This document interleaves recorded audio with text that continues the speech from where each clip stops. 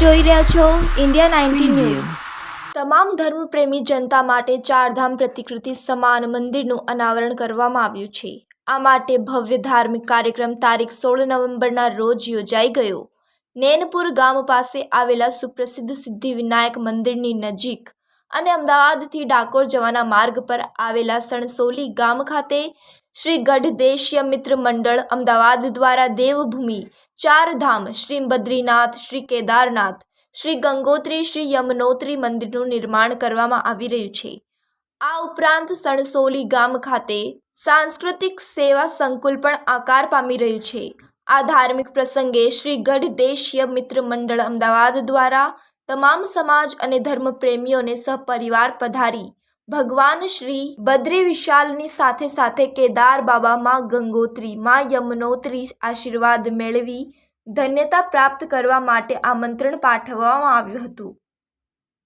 Last 3 साल से मैं अध्यक्ष हूँ और 2014 से हमने जो संकल्प लिया था सबके साथ में, गहलोत जी के साथ में, इस चारधाम को बनाने का, वैसे उन्होंने सारे इसके मोटो बता दिए आपको। फिर भी जैसे हम गुजरात की जो धर्म प्रेमी जनता है, यहाँ से कई बुजुर्ग, कई महिलाएं जो अशक्त हैं, चारधाम की यात्रा नहीं कर सकते, हमारे बद्रीनाथ, केदारनाथ, देवभूमि यमुनोत्री, गंगोत्री की, वो लोग यहाँ पे दर्शन करें। इसी दृष्टिकोण से हमने यहाँ पे चारधाम बनाने का जो प्लान किया है। अभी साहब पूछ रहे थे कि कब तक पूरा हो जाएगा। हमारी उम्मीद यह है कि आने वाले वर्षों में लगभग अगले साल तक ये कंप्लीट हो जाएगा, जैसे साहब ने बताया। इसके नीचे पार्किंग की व्यवस्था भी है। यहाँ लगभग ये हॉल है आपके सामने 80 बाई 80 का। इसके ऊपर चारों धाम बनेंगे जो हमने इसमें आपको मैप में बताया है। उल्लेखनीय है कि श्री गढ़देशीय मित्र मंडल अमदावाद द्वारा निर्मित आ चारधाम मंदिरना भूमि संपादन कार्यનો प्रारंभ जान्युआरी 2014 में કરવામાં આવ્યો હતો। ત્યારબાદ વીતેલા વર્ષોમાં નિર્માણ કાર્ય સંબંધિત વિવિધ વિભાગો અને કાર્યાલયો તરફથી મંજૂરી મેળવી કાર્યને ગતિ આપવામાં આવી। મંજૂરી બાદ વાસ્તુશાસ્ત્ર પ્રમાણે આર્કિટેક્ચરની મદદથી ચારધામ મંદિરના નિર્માણ કાર્યનો આરંભ કરવામાં આવ્યો। છેલ્લા 4 વર્ષમાં મંદિર સંકુલનનું મોટા ભાગનું કાર્ય પહેલા માળે સભાખંડ, કાર્યાલય, સેવા સંબંધી પ્રાર્થના સભાખંડ ઉપરાંત વિવિધ ખંડોનું નિર્માણ કાર્ય પૂર્ણ થઈ ચૂક્યું છે। इस मंडल की स्थापना में हमारा जो है 1955 से योगदान विशेष रूप से रहा है। हम जब यहाँ आए तो पूड़िया में बांधकर उत्तराखंड को नहीं लाए हैं, हम वहाँ की चेतना को लाए हैं।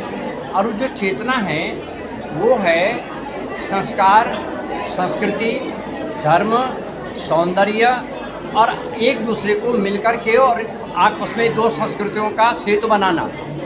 उस सेतु को बनाने का हेतु हमारा ये है कि यहाँ की जो प्रजा है और वहाँ की जो प्रजा है दोनों निकट आवें और वहाँ की संस्कृति जो दिव्य संस्कृति है, क्योंकि आपको आश्चर्य होगा कि आज से लगभग 5000 वर्ष पहले हमारी यहाँ की राजकुमारी उषा यहाँ आई थी और उसकी जो शादी हुई थी अनिरुद्ध राजकुमार से हुई थी जो श्री कृष्ण के पोते थे। तो वहाँ से वो अपने साथ में जो नृत्य लाई थी उसका नाम है थड़िया गीत।